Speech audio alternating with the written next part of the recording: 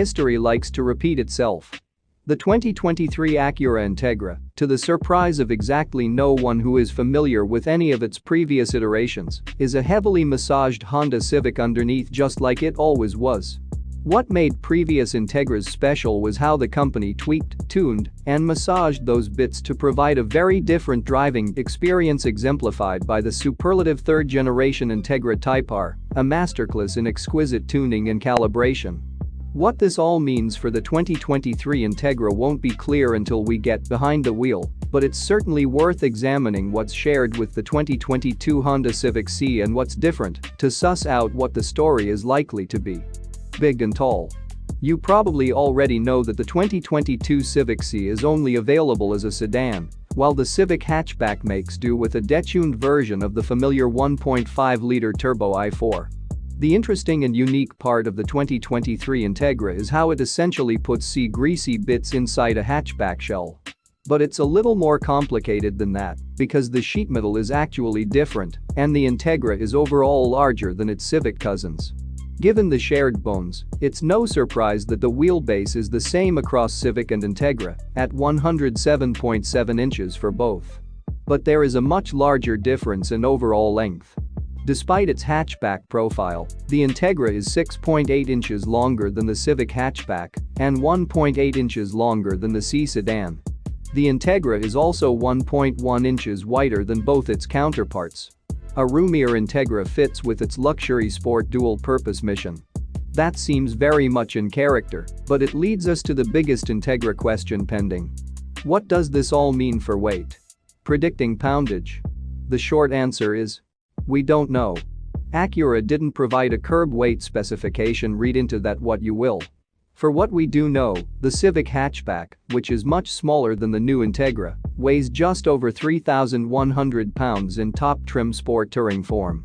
With almost 7 inches worth of additional body length over the hatchback sport touring, and no mention of dramatic weight-saving features, there's just one conclusion you can draw.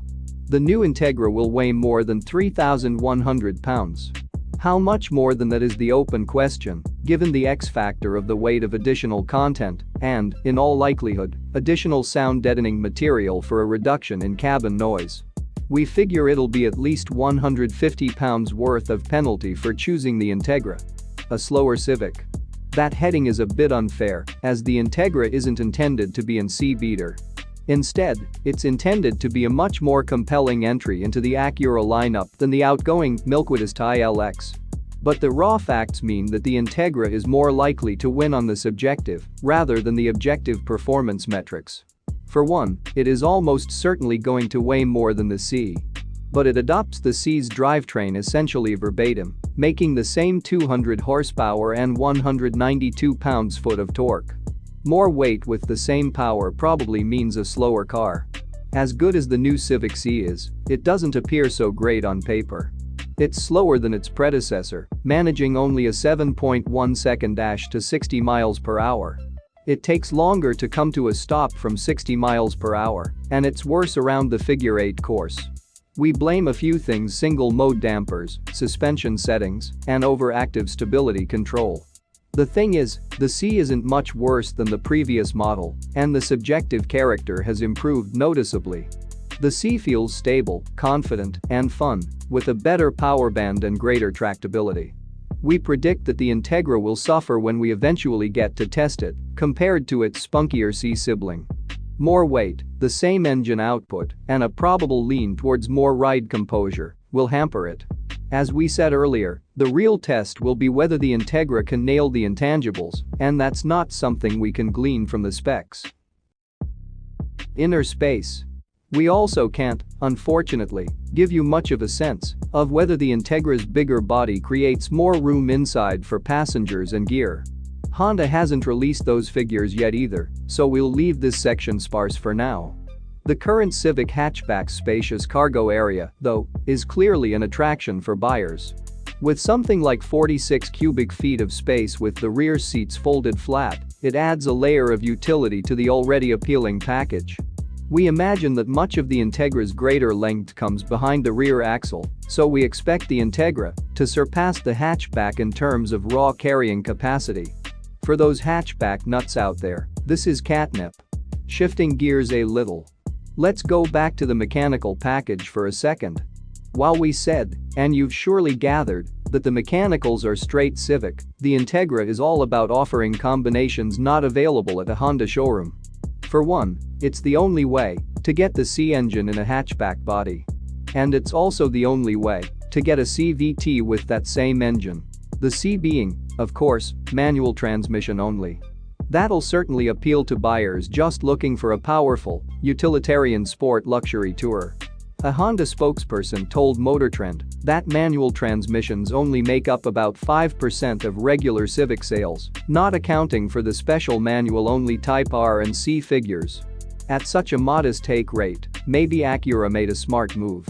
The CVT-equipped Integra is also, thankfully, not detuned. The same 200 horsepower and 192 pounds-foot of torque are available, but the limited slip differential is not. Just guess how many Integra CVT intenders are likely to bemoan the loss of this performance upgrade. Even so, the CVT will sprout paddle shifters to enhance its sporty character. To opt for the close ratio 6-speed manual and LSD, buyers will need to upgrade to the A-Spec package. That will upgrade the wheels to 18x 8-inch units, and opting for the technology package will also unlock the adaptive suspension option.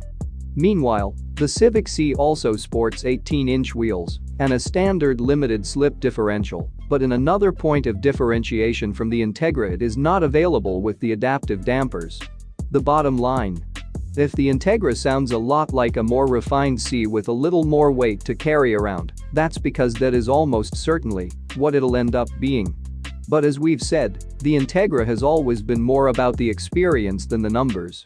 Given that the latest Civic Si excelled in that department despite minor empirical dings in our testing, is more ammunition in our belief that the Integra should be excellent to drive.